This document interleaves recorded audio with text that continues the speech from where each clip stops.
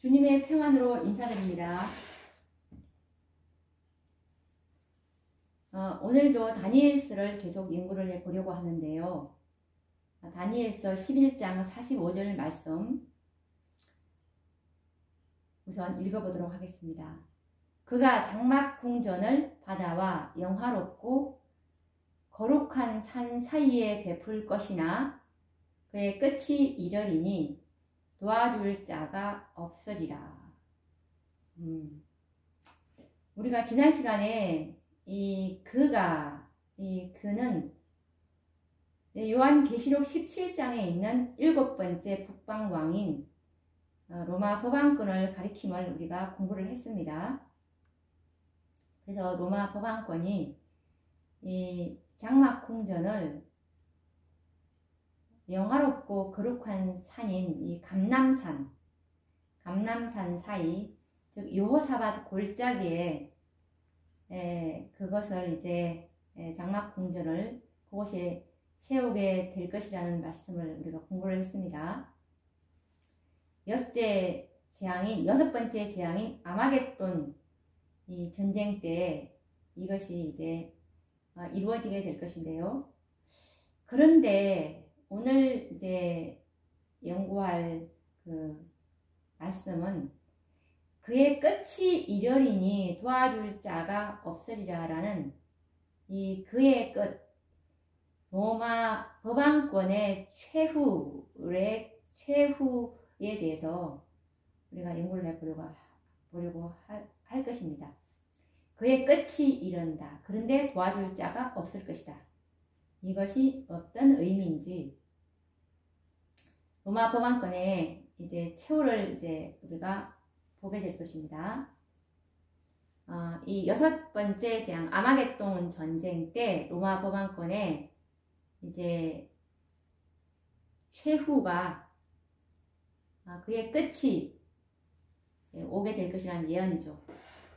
이 6번째 재앙인 아마겟돈 전쟁에 의해서 북방왕인 이 로마 법왕권은 완전한 패배를 맛보게 되고 그 누구도 그를 돕는 자가 없을 것을 예언하고 있습니다. 이 재앙은 특별히 법왕권과 그의 추종 세력에게 내리시는 하나님의 특별한 재앙입니다. 이제 끝이 이르러 왔고 이들을 도와줄 자는 아무도 없고 오로지 하나님의 진노의 포도주만을 그들은 마시게 될 것이라는 예언의 말씀입니다.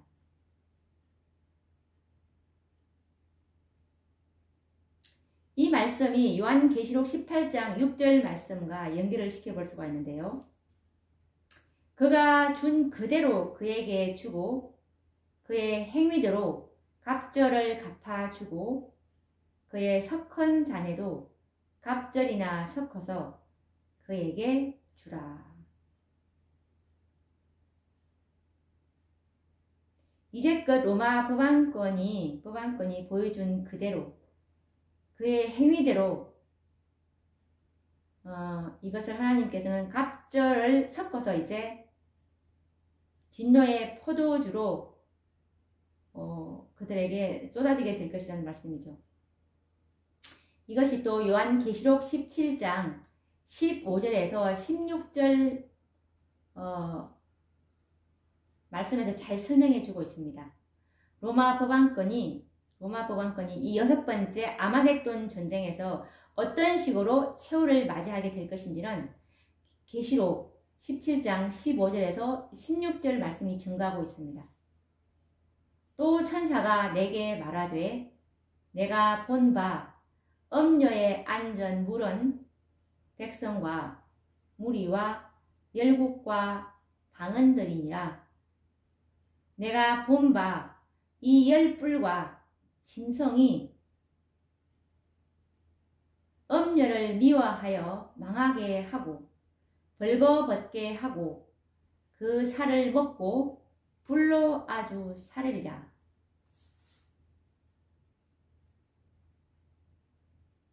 이 말씀처럼 지금 그동안 로마 법왕권의 지지는 백성과 무리와 열국과 방언들에 의해서 로마 법왕권이 이 모든 것들을 누리고 지지해 왔었습니다. 그런데 이 아마겟돈 전쟁 때는 열불과 열국과 짐승은 계시록 17장에 있는 짐승은 붉은 짐승입니다. 이 붉은 짐승은 바로 여덟 번째 요한계시록 17장에 있는 여덟 번째 왕인 이 붉은 짐승은 무저갱에서 올라온 이 사탄을 가리키는 말임을 우리가 다음에 또 공부하게 될 것인데요. 오늘은 이 세력이 누구인지만 대해서 간략하게 말씀을 드리고 열불은 열국이고 짐승은 붉은 짐승이 사탄입니다. 그러니까 이 열국과 사탄이 엄녀는 로마 법왕권인데요. 이 로마 법왕권을 미워하게 될 것입니다.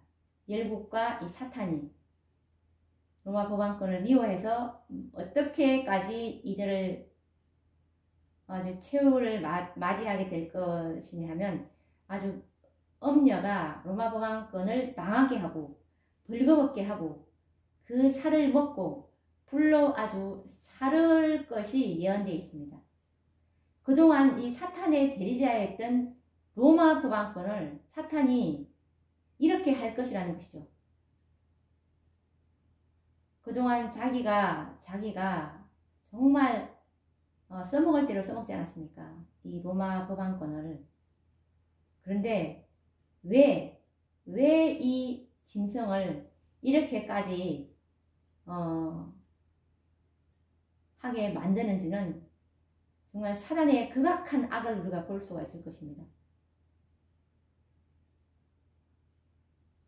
이 엄녀가 있다면 자신이 경배를 받지 못하기 때문에 최후의 경배를 받고 싶어하는 대상이 사탄이지 않습니까? 그래서 이제 완전히 이제 사탄이 이제 법왕권을 완전히 제거해 버릴 것을 사탄이 지금 계획을 세우고 있다는 것이 지금 계시록 17장에 나와 있습니다. 그래서 아마겟돈 전쟁은 하나님께서 당신의 백성들을 대신해서 그들에게 복수하시는 날이 될 것입니다.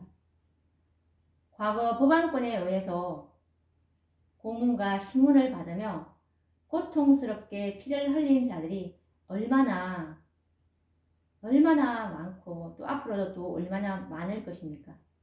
그처럼 하나님의 백성들이 당했던 고통의 갑절을 하나님께서는 그들에게 갚아주리라는 예언이 성취될 것입니다. 화이 선지자는 그들이 당할 고통을 그분의 영감의 말씀에서 묘사를 잘 하고 있습니다. 각 시대의 대쟁투 656페이지에서 657페이지를 보시면 그들이 당할 고통이 어떤 고통인지를 우리가 알 수 있을 것입니다.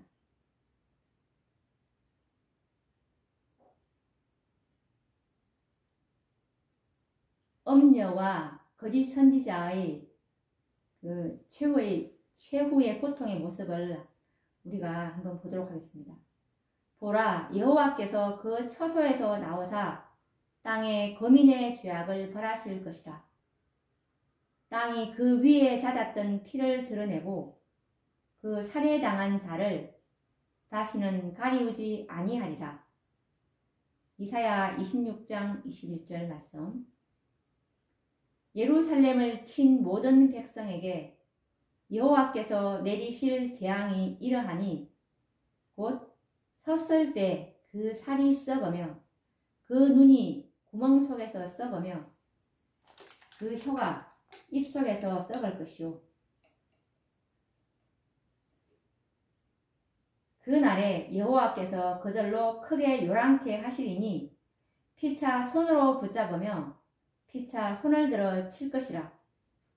사람들이 격한 감정으로 미친 듯이 싸울 때 자비가 섞이지 아니한 하나님의 진노가 내림으로써 땅 위의 악한 주민들, 곧 제사장들과 통치자들과 백성들과 부자들과 가난한 자들과 높은 자들과 낮은 자들이 모두 죽게 된다. 그 날에 나 여호와에게 살육을 당한 자가 이 땅 이 끝에서 저 끝에 미칠 것이나 그들이 슬픔을 받지 못하며 염섭함을 입지 못하며 매장함을 얻지 못하고 지면에서 분토가 되리로다. 예레미야 25장 33절. 지금 이 말씀이 대쟁투에서 지금 말씀하고 계시는데 참으로 그들에게 내릴 이 고통이 너무나 참담함을 볼 수가 있습니다. 섰을 때 그 살이 썩고 그 눈이 구멍 속에서 썩고 그리고 혀가 입 속에서 썩고 그리고 피차 서로가 서로를 이제 죽일 것을 보여주고 있습니다.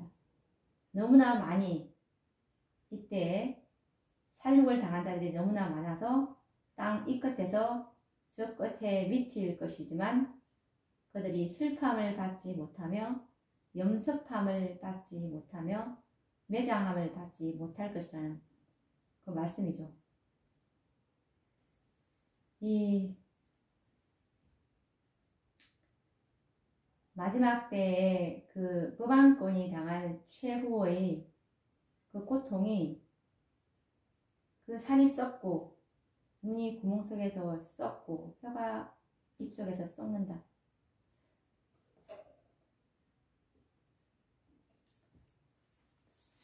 참으로 너무나 끔찍한 너무나 안타까운 말씀입니다. 우리가 이 하나님의 말씀을 말씀 그대로 전하지 아니하고 거짓 기배를 전한다는 이것에 대한 책임감이 얼마나 우리가 큰지를 그 형벌을 통해서도 알 수가 있을 것이죠. 자기만 망하는 것이 아니라 그것을 맹목적으로 따라가는 그 사람들까지 그들에게 책임이 있기 때문에 이렇게 형벌이 가혹함을 우리가 알 수가 있을 것 같습니다. 그리고 또 대쟁투 655에서 656페이지를 보시면 사람들은 그들이 지금껏 속아온 것을 깨닫는다. 그들은 피차간에 그들을 멸망으로 인도하였다고 비난한다. 그리하여 그들은 거짓 목사들에게 달려든다. 한때 그들을 가장 존경하던 바로 그 사람들이 가장 무서운 저주를 그들에게 퍼붓는다. 한때 그들에게 월계관을 씌우던 손이 그들을 죽이기 위하여 들려질 것이다. 하나님의 백성을 죽이기 위해서 사용되던 칼이 이제는 그들의 원수를 멸하는 데 사용된다. 도처에 투쟁과 유혈의 참극이 벌어진다. 요란한 소리가 땅 끝까지 이름은 여호와께서 열국과 다투시며 모든 육체를 심판하시며 악인을 칼에 붙이심을 인함이라. 예레미야 25장 31절. 6,000년 동안 대쟁투는 전개되어 왔다. 이제 싸움은 사단과 더불어 할 뿐만 아니라 사람들과도 하게 되었다. 여호와께서 열국과 다투시며 악인을 칼에 붙이시니라. 여기서 역시 마찬가지로 이 거짓 선지자들, 거짓 목사들, 법안권과 이 거짓 선지자들의 이 최후를 지금 보고 있는데요. 이때 정말 가장 존경하던 바로 그 사람들, 그들이 따르던 목사들입니다. 이 목사들이 이제 그들을 따르는 그 성도들, 신도들로부터 가장 무서운 저주를 받게 될 것입니다. 당신 때문에 우리는 망하게 생겼다. 그러면서 이제 그 성도들이 존경하는 그 목사들을 이제 죽이게 되는 이런 끔찍한 일이 이제 일어난다는 것이죠.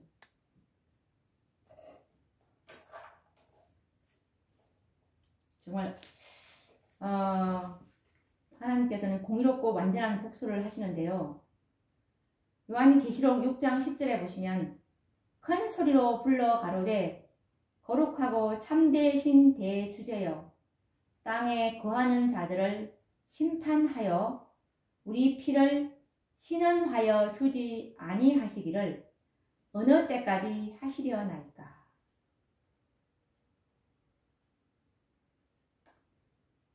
우리 요한계시록 6장에 보시면 이 다섯째 인을 떼실 때에 제단 아래에 있는 그 순교자들의 신원을 말씀하고 있는데, 어느 때까지 우리 피를 신원하여 주지 아니하시기를 어느 때까지 하시려 하나이까, 이런 질문을 하고 있는데, 이것에 대한 하나님의 공의롭고 완전한 복수인데요. 6,000년 동안 끌어온 선악간의 대쟁투는 이제 그 역사가 끝이 납니다. 아까 대쟁투 656페이지에 보시면 6,000년 동안 대쟁투는 전개되어 왔다 라는 이 말씀에서 하나님께서 사단에게 이 지구를 붙이신 기간이, 사단의 통치 기간이 6,000년이라는 말씀인데, 대쟁투 673페이지에도 보시면 6,000년 동안만 이제 사단은 제 마음대로 이 지구를 통치하도록 허락을 받았다는 말씀을 하고 있는데, 한번 읽어보도록 하겠습니다. 대쟁투 673페이지에 보시면 사단의 파괴 행위는 영원히 끝난다. 6,000년 동안 그는 제 마음대로 불행으로 땅을 충만케 하고 온 우주를 슬프게 하였다. 모든 피조물은 함께 탄식하며 함께 고통당해 왔다. 그러나 이제 하나님의 피조물들은 사단의 존재와 유혹에서 영원히 벗어난다. 사단의 통치 기간이 6,000년 이후에는 더 이상 안 된다는 것이죠. 이것에 관련된 다른 증언의 말씀은 대쟁투 659페이지에서도 이 6,000년간만 허락하셨다는 말씀이 있는데, 대쟁투 659페이지에 보시면 6,000년간 사단의 반역 행위는 땅을 진동시켰다. 그는 세계를 황폐케 하며 성읍을 파괴하며 사로잡힌 자를 그 집으로 놓아 보내지 않았다. 그는 6,000년간 하나님의 백성들을 그의 감옥에 가두어 두었다. 6,000년간 하나님의 백성들을 그의 감옥에 가두어 두었다. 우리가 예수님께서 재림하실 날짜와 시간은 분명히 모릅니다. 그렇지만 우리에게 하나님께서 오묘한 일은 하나님께 속했지만 드러난 일은 우리가 연구하고 깨닫도록 하시는 게 하나님께서 의도하신 것인데요. 연구하는 자들은 분명히 깨닫게 될 것입니다. 그래서 이 빛의 아들과 낮의 아들은 도적같이 임하게 되지 않을 것을 우리에게 성경은 말씀하고 있죠. 그래서 우리는 이 6,000년간만 사단의 통치 기간이 허락되었구나 라는 이 말씀을 우리가 보면서, 그러면 이 도대체 6,000년간이 이 지구에 있는 우리가 쓰고 있는 이 달력으로 볼 때 하늘에서는 6천년간 정했는데 이 땅에서는 달력은 이 기점이 뭐가 있어야 이게 우리가 알아낼 수 있을 것이 아닙니까? 그런데 하나님께서는 정말 연구를 하면 알아낼 수 있도록 우리에게 말씀을 해주셨더라고요. 예수님께서 십자가에 달리시는 AD 31년이 바로 4천년이 되는 그 해임을 선지자께서 기록해 주셨습니다. 한번 우리가 찾아서 확인을 해 볼까요? 시대의 소망 652페이지에 보시면 흠 없는 하나님의 어린 양인 그리스도는 자기 자신을 속죄물로 지금 막 바치려고 하였으며 이렇게 함으로 그분은 4천년 동안 당신의 죽음을 지적하여 온 예표와 의식의 제도를 끝내실 것이었다. 시대의 소망 652페이지에 있는 말씀인데 여기서 보시면 4천년 동안 당신의 죽음을 지적하여 온 예표와 의식의 제도를 끝내실 이 예수님의 자신을 속죄물로 지금 막 바치려고 하는 이것이 이때가 4천년이 되는 때라는 것이죠. 그리고 선지자께서는 정확하게 또 이걸 말씀해 주셨어요. AD 31년이라고. 예수님께서 희생제물로 돌아가신 해는 바로 AD 서기 31년이라는 말씀이 선지자와 왕 699페이지를 보시면 선지자와 왕 699페이지를 보시면 서기 31년 봄에 참 희생제물이신 그리스도께서는 갈바리에서 제물이 되셨다. 그러면 우리 한번 생각해 보도록 하겠습니다. 그러면 4천년이 되는 해가 AD 31년이라면 4천년에서 2000년을 더한다면 지금 우리가 쓰고 있는 달력으로 언제가 6천년이 되는지는 누구나 다 계산해 볼 수가 있을 것입니다.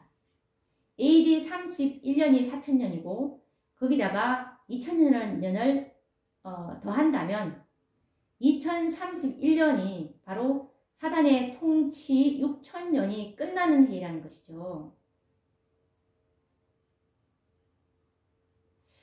얼마나 이 복된 소식입니까? 정말 제가 끝나기를 바라는 우리 재림교인들에게는 이것만큼 복된 소식이 없을 것입니다.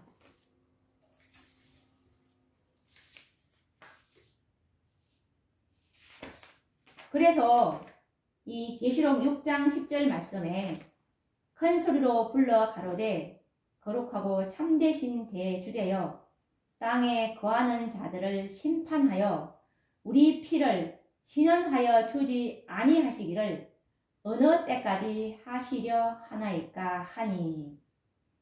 이 말씀에서 더 이상 6천년은 이 순교자들에게 더 이상 6천년 이후에는 AD 2031년 이후에는 모든 것이 다 끝난다 라는 이 말씀을 할 수도 있었겠죠.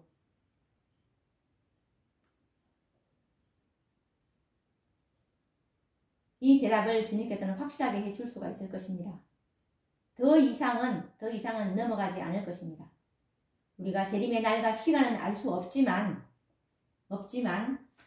우리에게 말씀해 주신 이 대댕투 사단의 통치 기간 6천년이 언제라는 것은 우리가 알 수가 있다는 것이죠. 요한계시록 18장 20절 말씀에 보시면 하늘과 성도들과 사도들과 선지자들아 그를 인하여 즐거워하라. 하나님이 너희를 신원하시는 심판을 그에게 하셨습니다. 하더라. 이렇게 해서 이제 바벨론에 대한 심판을 하시는 것입니다. 죄로 말미암아 사망과 고통이 지구에 들어온 이래로 정말 수많은 하나님의 백성들은 고독과 누명과 그리고 잔인한 고문과 옥에 갇히기도 하며 또 어떤 사람은 노예나 다락방 그리고 오막살이 감옥 단두대, 산에, 그리고 사막에, 지하 동굴에, 해저 동굴에 궁핍과 환란과 학대, 투옥과 고문으로 정말 땅을 피로 붉게 물들게 했습니다. 이 모든 슬픔과 고통을 하나님께서는 위로해 주시고 원수를 친히 갚아 주시는 것입니다.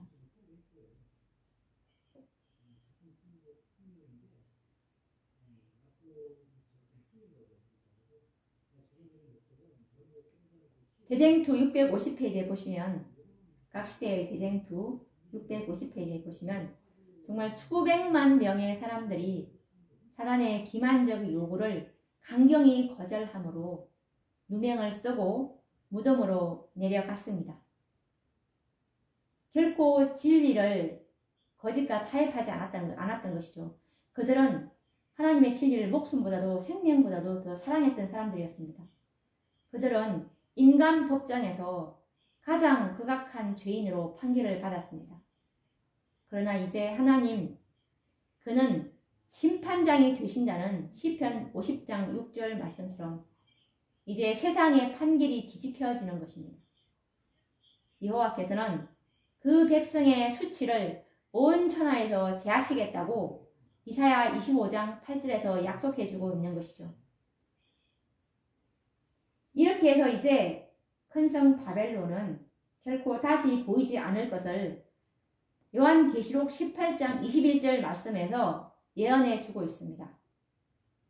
이에 한 힘센 천사가 큰 맷돌 같은 돌을 들어 바다에 던져 가로되 큰 성 바벨론이 이같이 몹시 떨어져 결코 다시 보이지 아니하리로다. 힘센 천사가 큰 맷돌 같은 돌을 들어서 바다에 던져서 결코 다시 보이지 않게 하는 것처럼 이 법왕권과 같은 무서운 왕과 무서운 세력은 다시는 이제는 있지 않을 것입니다. 이렇게 해서 이제 북방왕 법왕권은 영원히 지상에서 멸망을 당하게 되는 것입니다. 이 아마겟돈 전쟁에서. 그래서 아마겟돈 전쟁은 처음에는 북방왕 법왕권과 미국을 위한 동조 세력들과 이에 반대하여 분노하여 일어난 세상 열국, 열불이죠. 이것은 북방왕의 반대 세력들인데요. 이렇게 전쟁은 양분되어서 전쟁은 시작되었지만 나중에는 서로가 서로를 죽이는 전쟁으로 바뀌어서 모든 악의 세력들이 하나님의 진노의 포도주를 마시는 전쟁이 되고 말 것입니다.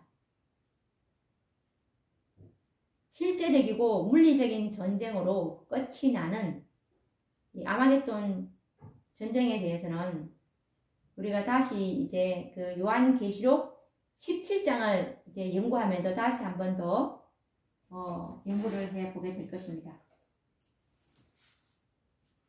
그럼 오늘은 이제 이 다니엘서 11장 45절을 다 이제 연구를 했는데 다음 시간에도 또 계속 다니엘서 12장 계속 연구해 보도록 하겠습니다. 감사합니다.